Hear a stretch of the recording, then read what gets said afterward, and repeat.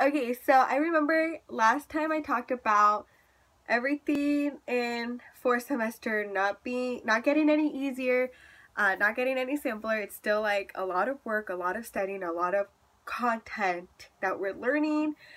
I remember third semester it was a lot of GI, and then the kidneys, the liver, the pancreas, everything in our abdomen.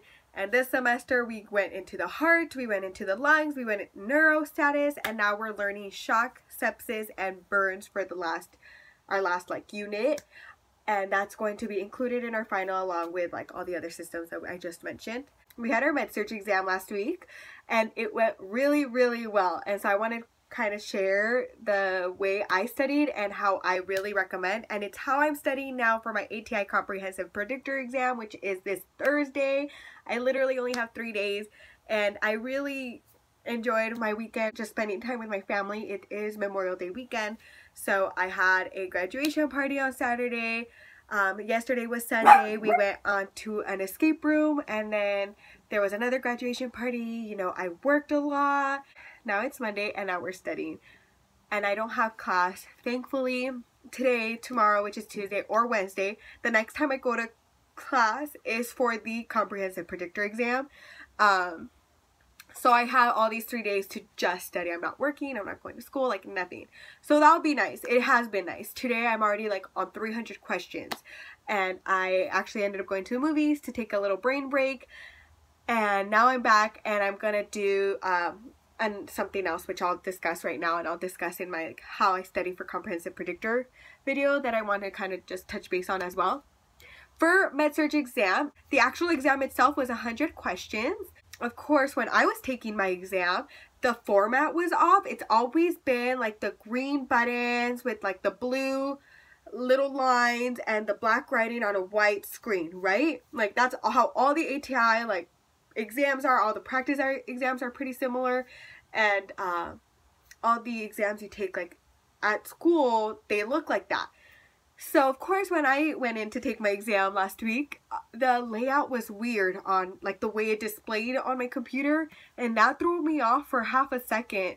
And I looked around and everybody's screens looked normal, and so I called my professor over and she said, hey, if it's letting you answer the questions, just go for it, just do it. And there wasn't like a continue or a next button. It was just like a little bar, like a little gray bar, and that's what I had to click next. And it would take me to the next question, so I'm like, okay, I guess I'm gonna take it in this format. So the formatting on my exam was unfortunately different than what I'm accustomed, and it just goes to show that like what you practice really helps put you in that comfort level, helps put you in that mindset, because it threw me off for the first few minutes. I was like, I don't know if I feel comfortable taking the exam if it doesn't look exactly the same as I'm used to, but I was fine. I passed it. I actually got a level 3. I think the minimum to getting a level 3 is either 80% or 83.3%. And of course, I got 83.3. I got the exact borderline number. I'm pretty sure that's the borderline number, but I got my level 3, which I think is kind of poetic. This is my first level 3 on an ATI exam, my whole nursing program. I always got level 2s. I got a level 1 2 times, which was for my maternity exam and for my leadership and community health exam, because leadership and community health is combined into one ATI practice exam. Other than that, I've always got a level 2s, and this was my first exam where I got a level 3, which was perfect. The way I studied was I have access to all the ATI modules and content in atitesting.com. And so when I go in, you go on the testing tab and there is learning system quizzes. And a lot of my classmates said the previous semester students had used all the learning system quizzes to help them study. There's med-surg categories, med-surg renal system, med-surg urinary system, med-surg cardiovascular, med-surg respiratory, and so on and so forth. And there's about 10 different categories, and then there's a med-surg final like learning system quiz on there. In total, every quiz had about 40 to 50 questions, so I used all of those. I also used practice assessment A and the med-surg practice assessment B, and I did those 2 times over. I made sure to do them about 2 days apart from each other because I'm the kind of person that I'll like start memorizing questions, and then I'm not answering them because I know the answer. I'm answering them because I know the answer. Like, my mind doesn't know, it's just I memorized it, and so I'm able to pick the correct answer, and that's not proper studying. You're not doing anybody favors, you're not doing yourself favors at all by doing that. So I did do the practice assessments A and B intermixed with the learning system quizzes throughout like 2 different days. Also, for my program, we have to complete virtual ATI. We have to get to the 50% mark in order to be eligible to take our final and then be eligible to graduate, because it just will show that we are going to try to continue using virtual ATI. I think it's also like a way for the school to force us to try it out and see if we like it, which I kind of did. So to get to the 50% mark of virtual ATI, we had to get through the fundamental section, the pharmacology section, and the med-surg section, which I thought was perfect because those 3 are really main, like, big systems. And so I made it a priority for myself to do all 3 sections before my med-surg proctored exam, because if I got through the pharmacology and med-surg and fundamental sections, I could use that to my advantage, because the way virtual ATI works is there's added quizzes that are strict from the virtual ATI source. Virtual ATI coach, once she gets all your scores from all the preliminary assessments that you made, she sees what you needed to work on and what categories you need to focus in on, and she asks questions and she gives you remediation. And then I went ahead and I really tried on my remediation. I answered all the questions strictly from the book, so that forced me to look back on concepts that I wasn't too strongly in.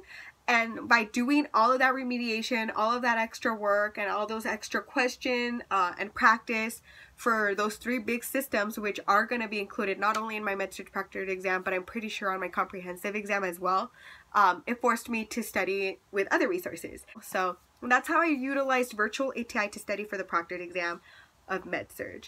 And as I said before, I went into learning systems quizzes, and I did all the med-surg quizzes as well as the med-surg final assessment. I went into the med-surg assessment practice A and practice B, and I did them 2 times over with some leeway in between so that I knew I wasn't memorizing the questions. And then the last thing I used to study for med-surg proctored exam was I went into board vitals. Also, what comes with my ATI is that these last few months of nursing school, I do have access to the board vitals quiz bank. It's awesome. I don't know. I really like the board vitals questions. They're much more detailed than just the ATI questions. The way the ATI questions work is that they give you maybe like 1 to 2 sentences of an explanation as to why you're right / why you're wrong. The wrong answers are usually just like, it's because it's wrong. Like, it doesn't really give you an explanation. But if you have the ATI program in your school, you should have access to this. It's called the Board Vitals, and you test by category, and all the categories are there. It's like maternity, care of children, medical surgery, and under the medical surgery section, there was about 700 questions. I completed about 200 to 300 of those, and really looked at the rationales and tried to just use that again as practice. I've learned so far that the way to study, I learned this a little too late, that the way to study for ATI is to do the practice questions over and over again and find different sources of practice questions within the ATI. And so right now, because I have virtual ATI and because I have the Board Vitals quiz bank in my corner, I have even more resources. So that is what I also used.